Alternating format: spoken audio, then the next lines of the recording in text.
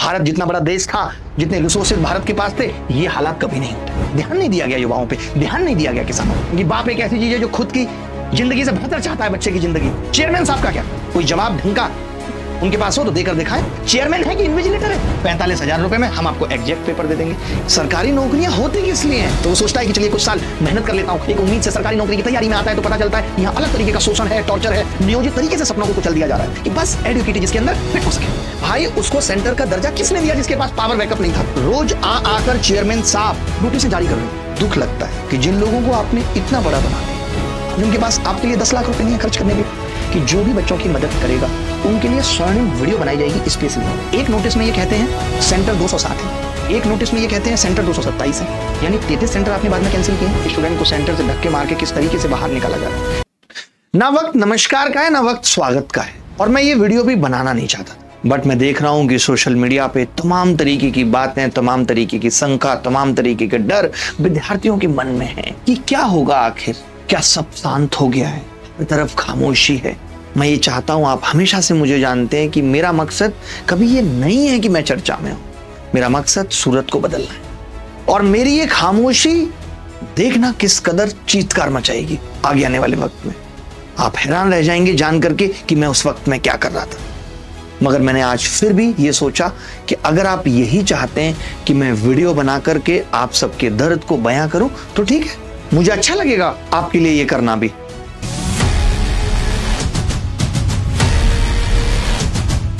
एक लाइन से शुरुआत करूंगा कि आईने का आविष्कार करके फिल्टर का उपयोग करना ये दिखा रहा है कि हम कैसे ईमानदारी से, सच्चाई से दूर भाग रहे हैं। देश का एजुकेशन सिस्टम इतना कमजोर रहा कि वो इस ग्रेजुएट यूथ को ना तो स्किल लर्निंग दे पाया, ना कुछ इनोवेशन दे पाया। आपको जान करके हैरानी होगी कि भारत जैसा विशाल देश आज रिसर्च और डेवलपमेंट पे जीडीपी का 0.7% खर्च करता है, जबकि बाकी के देश 3 से 4% खर्च करते हैं। आज क्यों हमारे देश का अच्छा इंजीनियर देश से बाहर जाकर नौकरी कर रहा है और बाकी के देशों की इकोनॉमी को मजबूत कर रहा है? क्योंकि उसे यहां अपॉर्चुनिटी नहीं मिली, नहीं तो वो इस देश को भी आगे लेके जा सकता था। आज हमारे देश में कंपनियां कर क्या रही हैं? सिर्फ सर्विस प्रोवाइडर हैं।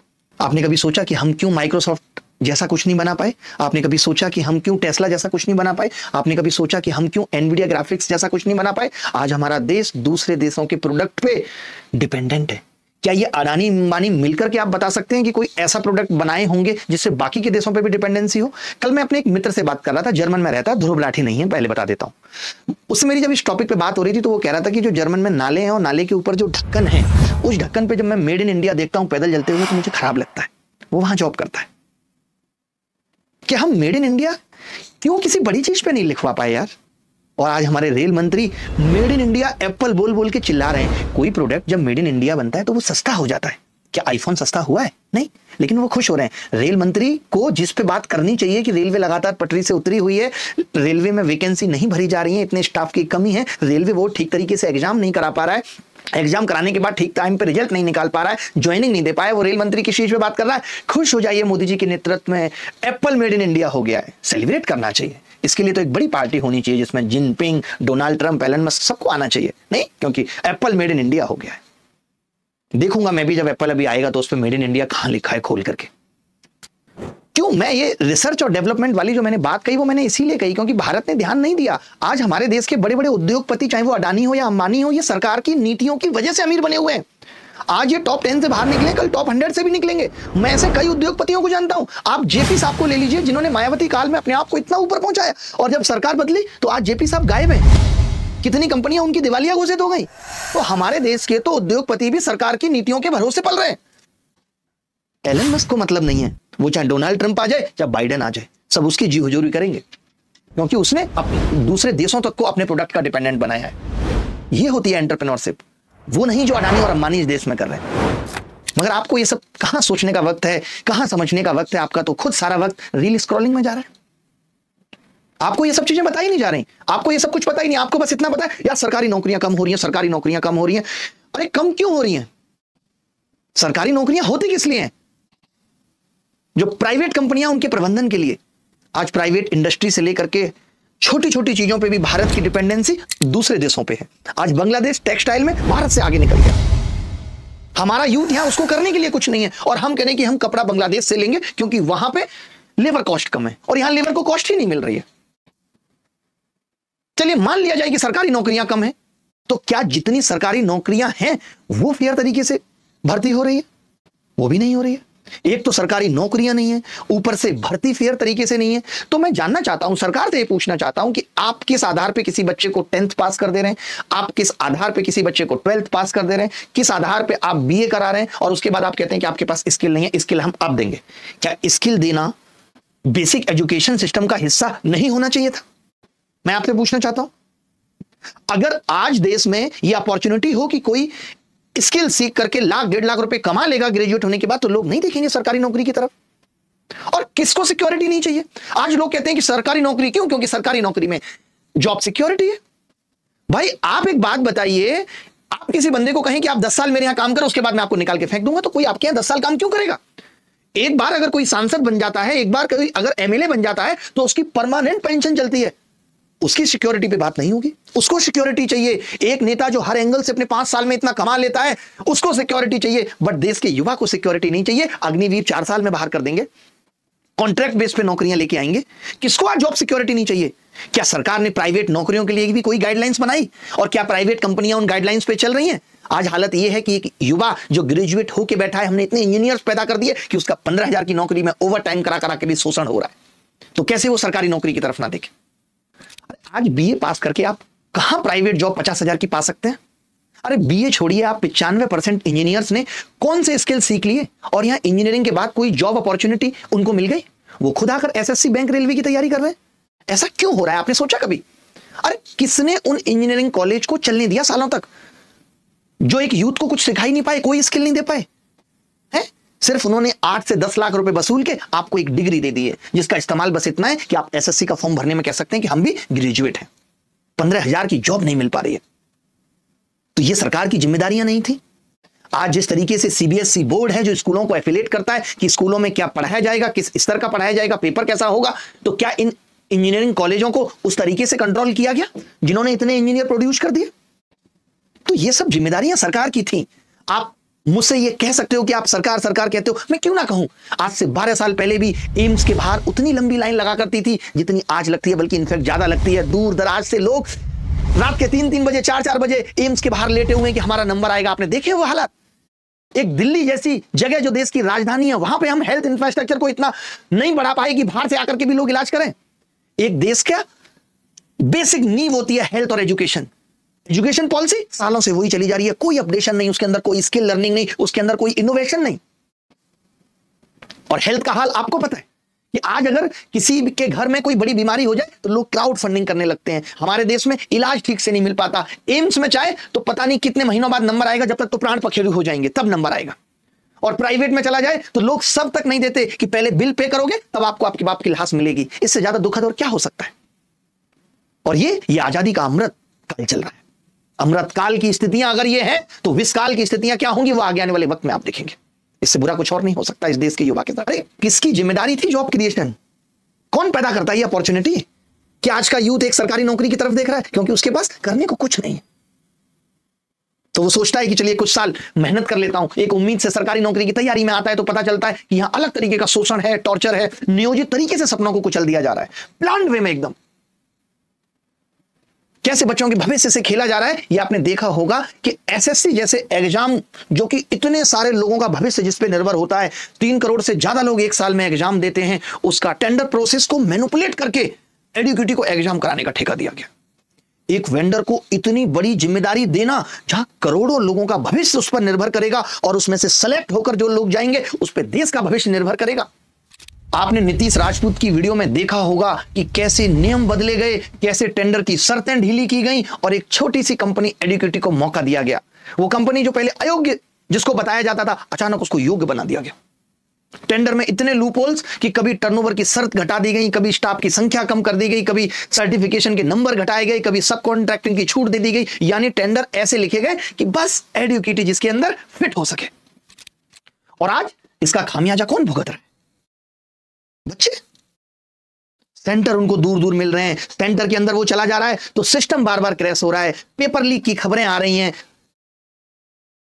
कहीं देर से एग्जाम शुरू हो रहा है और बस चेयरमैन साहब आकर के री एग्जाम हो जाएगा।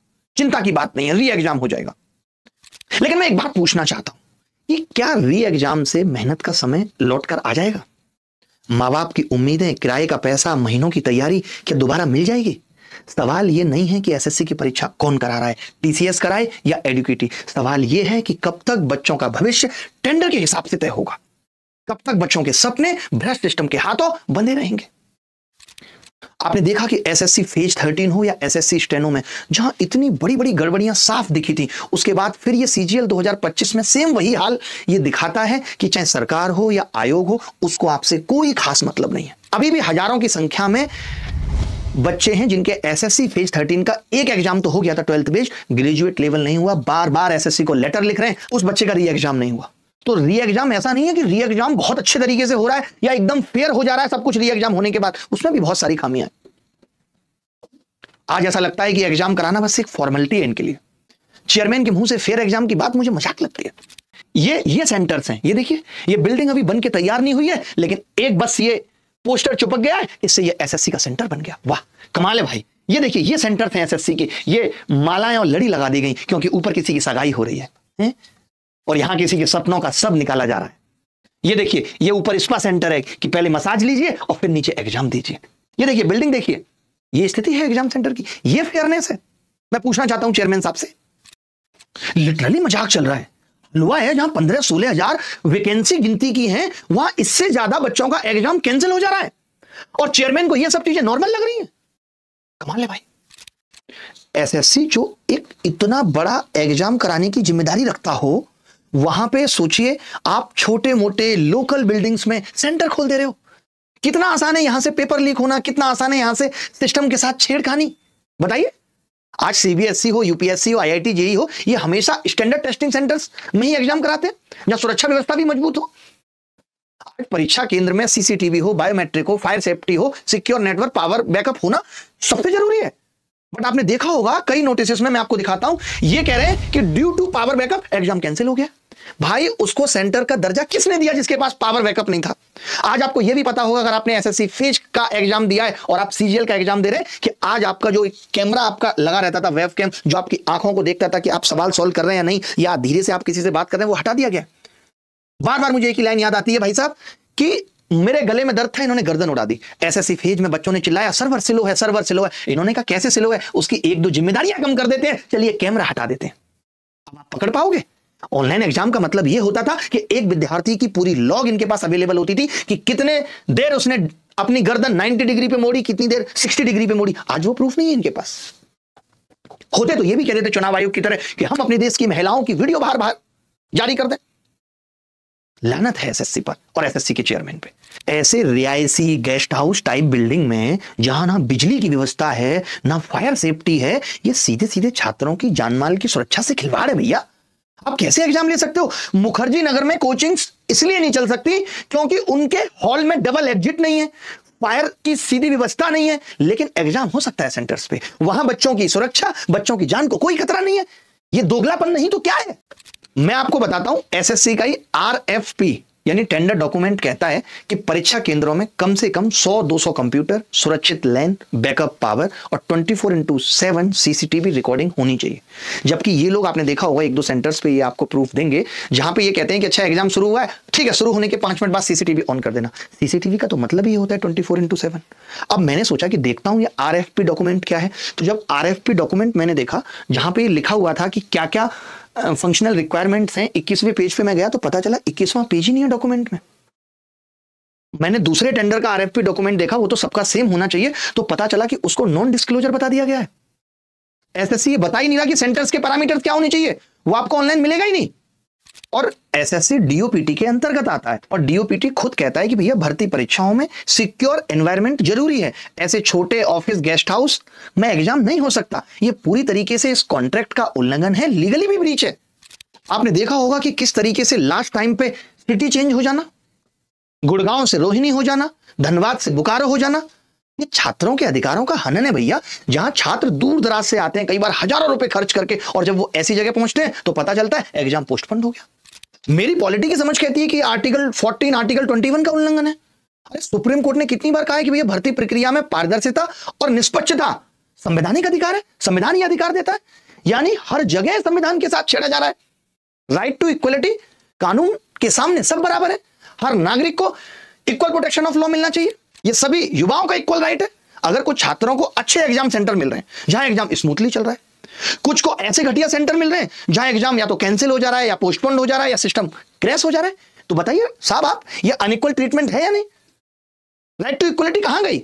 जिनके भी एग्जाम कैंसिल हुए उनका समय, पैसा, मेहनत सब बर्बाद हो गई, जबकि दूसरे स्टूडेंट को एग्जाम देने का मौका मिल गया।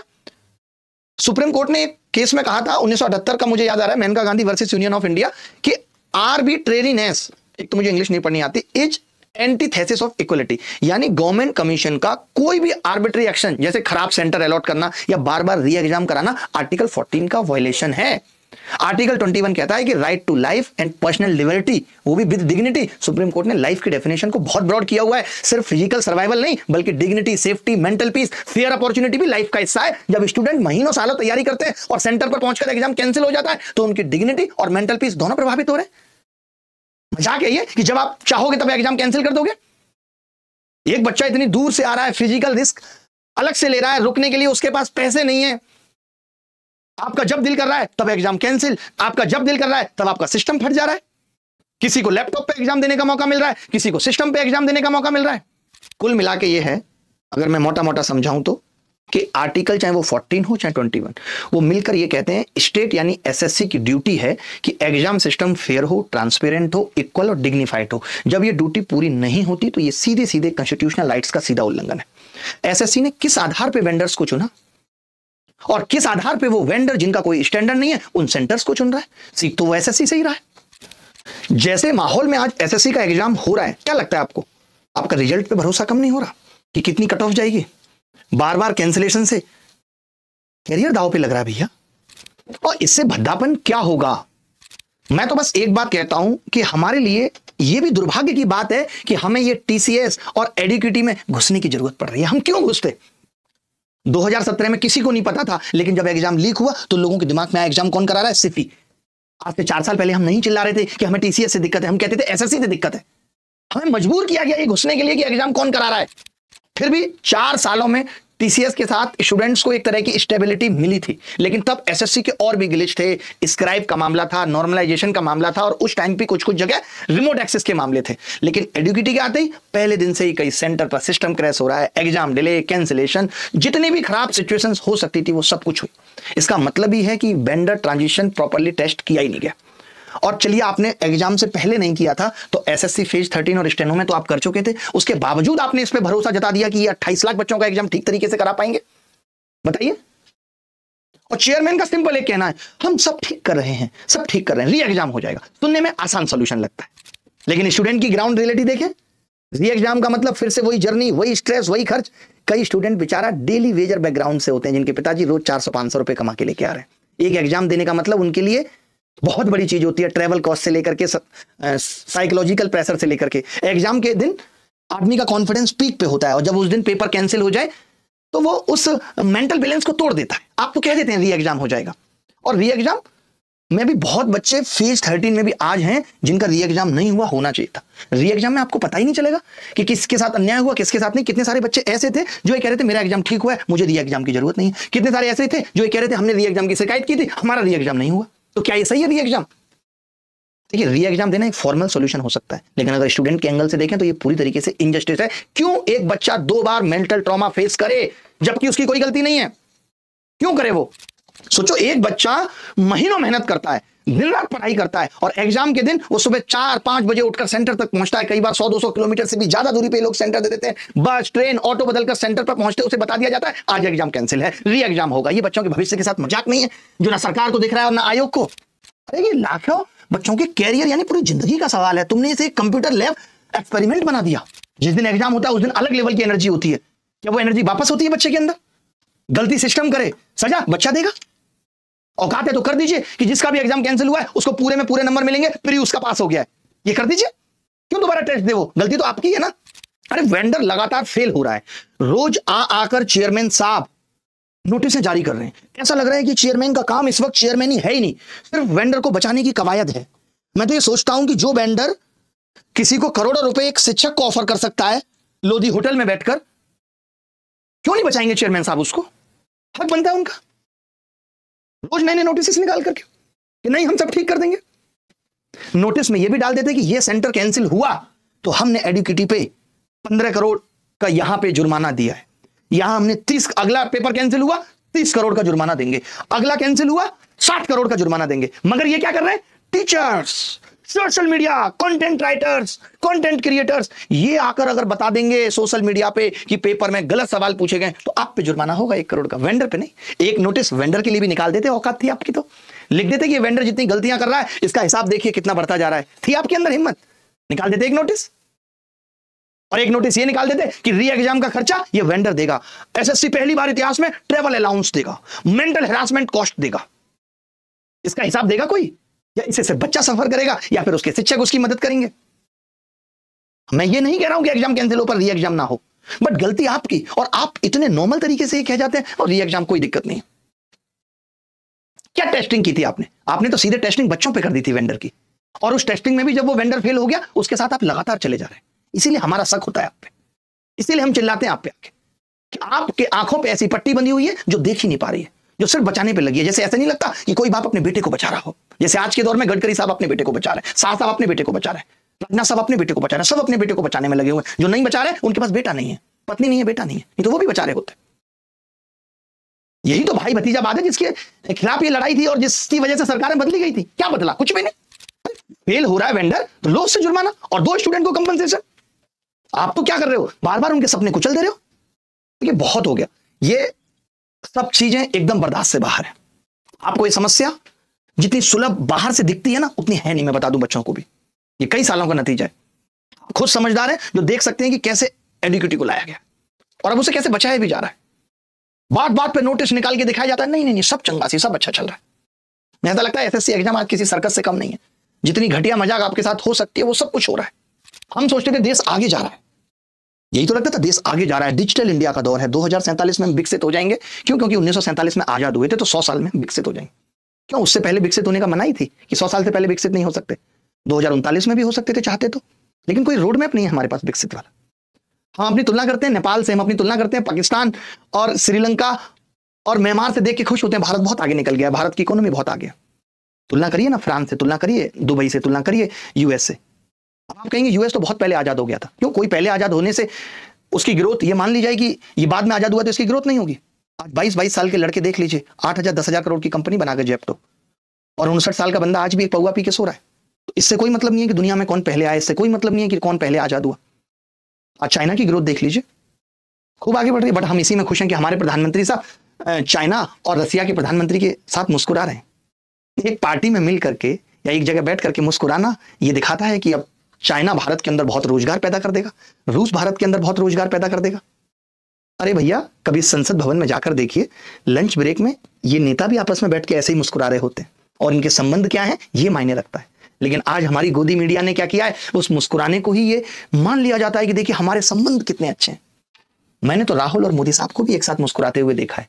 संबंध आपको पता है, तो मुस्कुराने को संबंधों का पैरामीटर मत कहिए। अगर ऐसा होता तो यूएस इतना टैरिफ भारत पर नहीं लगा देता। और चेयरमैन साहब हर नोटिस में आके क्या करते हैं, ये नकल रोकने के लिए हो रहा है, ये नकल रोकने के लिए हो रहा है। सच्चाई ये है कि ये नकल इनके हिसाब से होगी इसलिए हो रहा है। आप नहीं कर सकते नकल, बट ये चाहेंगे उसको ये री एग्जाम में दोबारा बिठा देंगे, हमें आपको पता ही नहीं चलेगा। किसका रिमोट एक्सेस हो जाएगा हमें आपको पता ही नहीं चलेगा। तो ये कोई नकल रोकने के लिए नहीं हो रहा है। ये सालों से टेंडर कंप्रोमाइज हो रहे हैं, वो तो आवाज आज उठी है, वो भी इतनी प्रोटेस्ट और चिल्लाने के बाद सामने चीजें निकल के आई हैं। उसके बाद सरकार आयोग को, आयोग एडुकेटी को, सब बचाने में लगे। और बच्चा यहां हर तरफ हाहाकार, त्राहिमाम त्राहिमाम जैसी हालत है, पूरी तरह हताश है, ना उम्मीद है, सपने बिखरे हुए हैं, दिल टूटा हुआ है। एग्जाम में गड़बड़ी आज कोई खबर नहीं है। एग्जाम सिस्टम में ना एग्जाम का स्तर बचा है और ना ही सिस्टम जो एग्जाम करा सके। पढ़ने वालों की ऐसी तैसी हो चुकी है, लाइफ फ्यूचर सबकी लंका लग चुकी है। पैसे से सब कुछ मिलने लग रहा है, रिमोट एक्सेस से लेकर के नौकरियां, सपने, सब कुछ बिक रहे हैं। खरीद लीजिए। यहां तो जमीन 1 रुपए में बिक रही है और लोगों को लगता है अरे ये सरकारों की जिम्मेदारियां हैं कि वो उद्योगपतियों को सस्ती जमीन दें। सस्ते के भी पैरामीटर होते हैं। आज हालत यह है कि बस करप्शन और रिश्वत के तरीके बदल गए कि अगर मुझे आज किसी काम को करने के लिए किसी से रिश्वत लेनी है तो मैं अपने अकाउंट में नहीं लूंगा, मैं किसी एनजीओ में लूंगा, मैं अपने किसी ट्रस्ट में लूंगा। पैसा इस्तेमाल ही तो करना है, होता रहेगा वहां से। हमें लगता है ये बहुत ईमानदार है, ये बहुत ईमानदार है, बस रास्ते बदले हैं करप्शन के, और कुछ नहीं हो। नहीं तो भारत जितना बड़ा देश था, जितने रिसोर्सेज भारत के पास थे, ये हालात कभी नहीं होते। ध्यान नहीं दिया गया युवाओं पे, ध्यान नहीं दिया गया किसानों पे। कोई रोड मैप नहीं है हमारे पास विकसित भारत का, बस सिर्फ हवाओं में हम ये कह रहे हैं कि हम 2047 में विकसित हो जाएंगे। एक एग्जाम का सफर कितने सालों का सौदा होता है, ये उस बेरोजगार से पूछिए जो पटना में रह करके 20 गज के कमरे में तैयारी कर रहा है। बहुत सोच समझ कर उसके माँ ने अपने गहने गिरवी रखे और बाप ने अपनी कुछ सेविंग बचा करके आपको तैयारी के लिए भेजा है, और वो बच्चा भी दिन रात झोंकर पढ़ाई करता है, बाप की मेहनत का पैसा लगा हुआ है इस उम्मीद में कि औलाद सफल हो जाए। क्योंकि बाप एक ऐसी चीज है जो खुद की जिंदगी से बेहतर चाहता है बच्चे की जिंदगी। और आज प्रॉब्लम्स, सेंटर के हालातों से लेकर के रिमोट एक्सेस तक आप चिल्लाओ तो लोग कहने लगेंगे सबूत लाओ। अब बच्चा पढ़ाई करे, स्कैम का पता लगाए, उसके बाद वही सबूत दे, उसके बाद भी कोई सुनवाई नहीं है, अन्याय के लिए वो कोर्ट जाए और सालों तक फिर वो कोर्ट में भटकता रहे। इसमें उलझ गई है उसकी पूरी जिंदगी। और इतना सब होने में एक मेहनती बच्चे की वक्त, उम्र सब बीतती जा रही है। जिम्मेदार लोगों का क्या, चेयरमैन साहब का क्या, कोई जवाब ढंग का उनके पास हो तो देकर दिखाएं। उनके लिए तो ये सब कुछ नॉर्मल है, उनकी कट गई आपका काट रहे। आज ये बार बार नोटिस निकाल के क्या कर रहे हैं, पीआर कर रहे हैं उस वेंडर का। चेयरमैन साहब, कोलकाता में एक फोटो आई आप देखेंगे जहां पे चेयरमैन साहब सेंटर के बाहर घूम रहे हैं। ये चेयरमैन का तरीका है कि एक चेयरमैन को घूमना पड़ रहा है एक सेंटर देखने के लिए कि सब कुछ ठीक चल रहा है। नहीं, चेंजर है, चेयरमैन है कि इन्विजिलेटर है, मैं ये पूछना चाहता हूं। ये सब कुछ दिखावा है, ये सब कुछ इमोशंस लेने का तरीका है। लोगों को लगे नहीं चेयरमैन इज सीरियस अबाउट, इनका काम तो बन रहा है, भविष्य तो आपका ठुक रहा है। फॉर्म भरते रहिए, आयोग को पैसा देते रहिए, गलत क्वेश्चंस के नाम पर देते रहिए, फीस के नाम पे देते रहिए, बस्ता रखने के नाम पे देते रहिए। इनका काम तो चल ही रहा है, क्योंकि इनको तो कारोबार करना है, वो हो रहा है आपके पैसे से।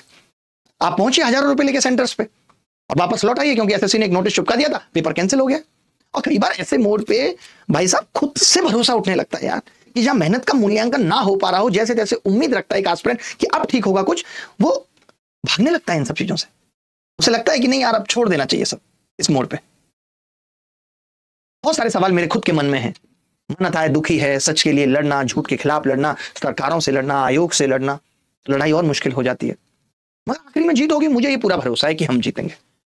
कैसे हार मान ले, इतने सारे लोगों का भरोसा हम पर है, कल तो निकलना है, आज नहीं कल निकलेगा। हिम्मत नहीं हारनी है बस। मुझे देखिए ना, मैं हिम्मत नहीं हारा हूं, मैं धागे खोल दूंगा, धागे जिसको कहते हैं ना वो खोल दूंगा। चेयरमैन साहब ने बहुत बड़ी गलती की है हल्के में लेकर के, स्पेशली मुझको। जितना मर्जी चैलेंजेस हो, जितनी मर्जी कठिनाइयां आएंगी, हम जीतेंगे और नौकरी सही लोगों के हाथ में जाएगी। बस एक बात याद रखना तुम एसएससी, कि कमजोर जब जुल्म से तंग होकर टक्कर लेने का फैसला करता है तो बड़े बड़े ताकतवर को तबाह कर देता है। तुम तो सिर्फ ग्रुप बी और ग्रुप सी की जॉब की मालिकिन हो, इससे ज्यादा औकात नहीं है तुम्हारी। ऐसा दिख रहा है जैसे cheating a choice, not a mistake. ऐसा नहीं करती एसएससी कोई या गवर्नमेंट आपको जॉब दे करके। टू गिव नौकरी is responsibility, not a choice. और मेरा तो यह कहना है कि 2023 कितनों का आखिरी अटेम्प्ट था, आज कोर्ट में धक्के खा रहे हैं इस उम्मीद में शायद कुछ बदलेगा। 2024 कितनों का आखिरी अटेम्प्ट था, इस उम्मीद में धक्के खा रहे हैं कि शायद कुछ बदलेगा। 2025 कितनों का आखिरी अटेम्प्ट होगा, इस उम्मीद में बैठे हैं कि यार इस बार मेरी भी नौकरी लगेगी। और तुम लगातार उनके सपनों को कुचल रहे हो। एक आखिरी मौका तुमसे मांगा था, वो भी नहीं अभी तक दे पाए। सोचिए इस बार भी सिलेक्शन नहीं हुआ तो क्या होगा, बहुत कुछ अधूरा रह जाएगा। और मैं नहीं चाहता कि आपके सपने मरे, इसलिए एग्जाम फेयर कराने के लिए पूरी ताकत लगा देंगे। मैं हर एक एंगल से जो ठीक हो सकता है, मुझे किसी सत्ता से, मुझे किसी सरकार से मुझे कोई प्रॉब्लम नहीं है। मेरी एक ही प्रॉब्लम है कि जो सरकारी नौकरी तुमने लगाई है ये ठीक हाथों में जानी चाहिए, जो कि कई सालों से नहीं जा रही है। कभी नॉर्मलाइजेशन तो कभी मार्क्स टू ऑल, तमाम तरीके की दिक्कतें पैदा करके आप सही हाथों से नौकरी छीन के एक ऐसे इंसान को दे देते हो। अभी कितनी सारी न्यूज आपने देखी होंगी जहां पे पता चलता है कि डिपार्टमेंट ने इस बच्चे को बाहर किया, इसके अंदर समझ नहीं थी, सिग्नेचर करना नहीं जानता, और आपने इसको नौकरी दी थी। क्योंकि आज नौकरी में क्या है, रिमोट एक्सेस खरीदना है, लाख 2 लाख रुपए में आसानी से मिल जाएगा। फ्री में खरीद लीजिए, मेंस में कोई इंटरव्यू नहीं होना, कोई लिखित टेस्ट नहीं होना, और ग्रेजुएशन की डिग्री आपको पता है कि कैसे मिल जाती है, कभी लेके देखिए आगरा यूनिवर्सिटी से, पता लगेगा आपको। बन गए आप इनकम टैक्स इंस्पेक्टर। टैक्स क्या वसूलेंगे आप, अपने खर्चों के लिए सिर्फ पैसा वसूलेंगे, तो नुकसान हर एंगल से है देश का। और मुझे देश प्रेम है और मैं देश हित में हमेशा सक्रिय रहूंगा, इसीलिए मैं ये जुल्म नहीं सहने दूंगा बच्चों को। और फिर घर के हालात किसको ठीक नहीं करने हैं, मां की उम्मीद किसको पूरी नहीं करनी है। तो नौकरी तो भैया इस बार हर हाल में चाहिए, क्योंकि इस बार भी अगर मौका निकल गया तो सिर्फ अफसोस के साथ जीते रह जाएंगे। और दुख है कि इतना सब दिखने के बाद भी सो कॉल्ड बड़े टीचर्स कोई सपोर्ट में नहीं दिखता दिल से। अभी किताब आएगी, कोई कोर्स आएगा तो वीडियो बना करके सबसे पहले आगे आएंगे और ऊपर से लिखा होगा बिगेस्ट लॉन्च, बिगेस्ट अपडेट, इतिहास में पहली बार 799 को 399 कर दिया गया है, 24 घंटे आपके पास हैं, फटाफट से ले लीजिए, लिमिटेड सीटें हैं। मुझे हंसी आती है, इतना झूठ बोलने वाले लोगों को भी लोग कैसे माफ कर देते हैं। ऑनलाइन में कभी लिमिटेड सीट नहीं होती, जो आपको ये लिमिटेड सीट बोलता है वो बहुत बड़ा झूठा है। कोई ऑनलाइन में लिमिटेड सीट होती नहीं है। हाउ कैन बी पॉसिबल कि लिमिटेड सीट होंगी? आप मुझे बताइए, जहां आपको पैसा आता हुआ दिख रहा हो, 3000 बच्चे हो, 3500 आपको ऑनलाइन में पढ़ाने हैं, कोई स्पेस तो है नहीं, तो लिमिटेड सीट कैसे होंगी? सिर्फ आपके ऊपर एक प्रेशर बनाया जाता है ताकि आप जल्दी से जल्दी कोर्स खरीद लें। और आज जब बच्चों की मदद की बारी आ रही है तो कोई आगे बढ़ के नहीं आ रहा। कोई नहीं कह रहा कि 5 लाख रुपए हमारी तरफ से कोर्ट फीस में, कोई नहीं कह रहा कि इस वकील को 10 लाख रुपए हम भेजेंगे। धंधा बना दिया 100 करोड़ का बच्चों ने आपका, आप गरीबी बेच के अमीर हो गए।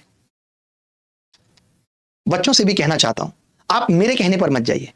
आप एमसीए की वेबसाइट से, जिस कोचिंग से आपको लगता है कि इन्होंने मदद नहीं की, एमसीए की वेबसाइट से उनकी कंपनी की बैलेंस शीट निकालिए और देखिए कि उन्होंने कितना प्रॉफिट बनाया है। मेरी भी निकालिए, मैं तो कहता हूं, और उसी रेशियो में सबसे पैसा मांगिए। ये लोग किताबें बेच सकते हैं, ये लोग कोर्स बेच सकते हैं, ये लोग नौकरी का सपना बेच सकते हैं, और जब बच्चों पे आज मुसीबत आई है तो ये पैसा नहीं दे सकते। क्यों भाई?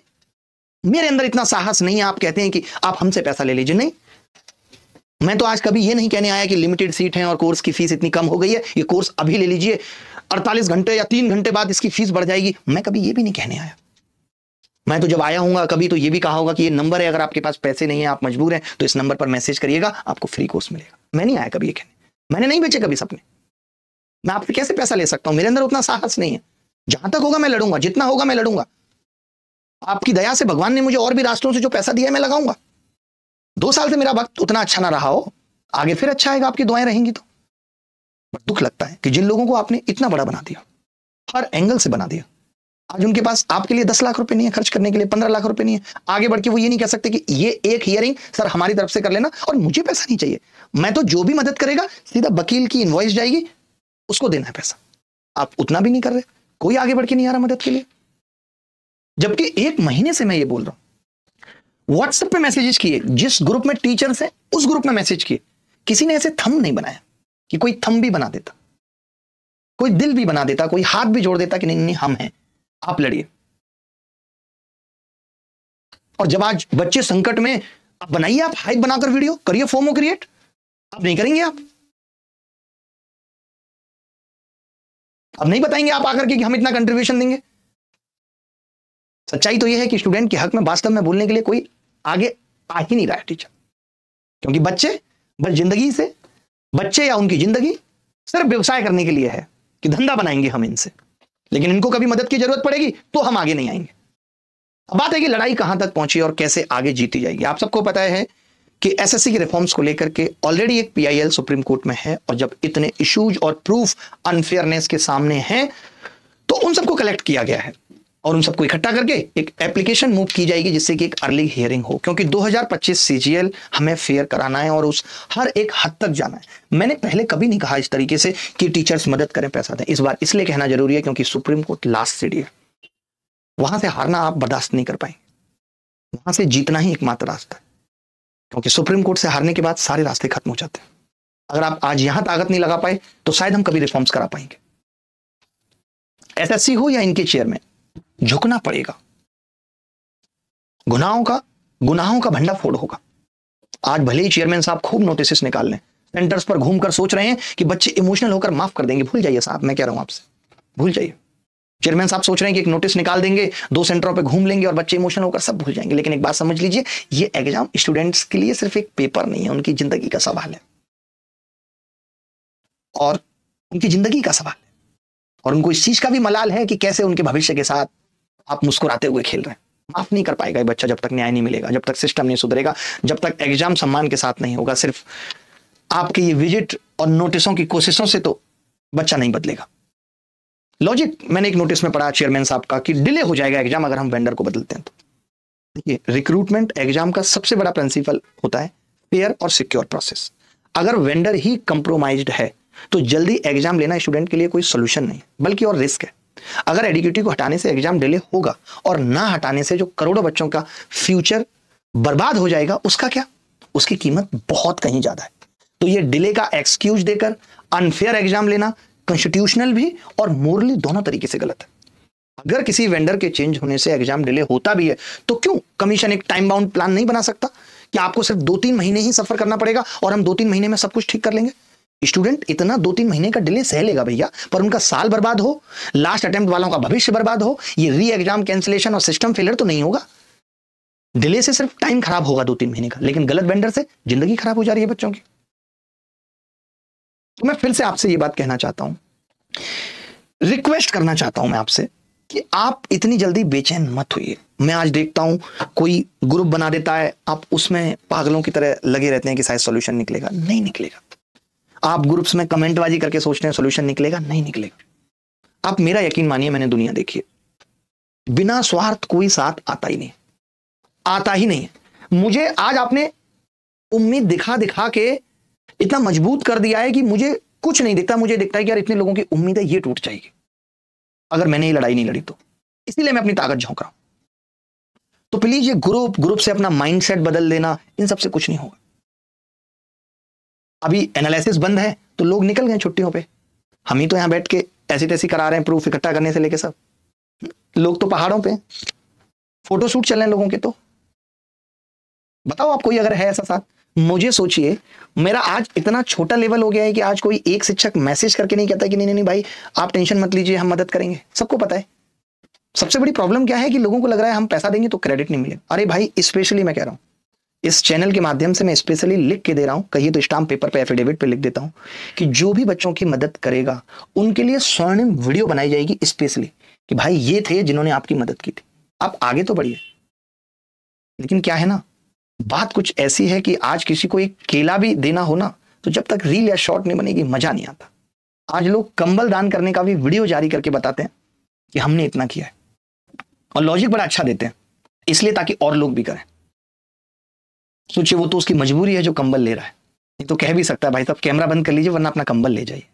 एक आखिरी बात आप सबसे, शांत हूं, अभी खामोश हूं, ये खामोशी हाहाकार कर देगी। बस ठीक वक्त का इंतजार करिएगा, सब कुछ बदलेगा, हर एक चीज ठीक होगी, भरोसा रखिएगा, ताकत लगा देंगे, बस होगा उसके बाद देखा जाएगा। जान हथेली पे लेके निकले हैं, गिरने नहीं देंगे और सब ठीक भी कर देंगे, इतना भरोसा रखिएगा। आपकी बेचैनी को बहुत अच्छे से समझता हूं, आपके दर्द को महसूस करता हूं, आपकी जगह खुद को रख के देखता हूं कि कैसे इस बेरोजगारी के दिनों में एक एक दिन गुजारना कितना मुश्किल है। आपको तो एक उम्र गुजारनी पड़ रही है।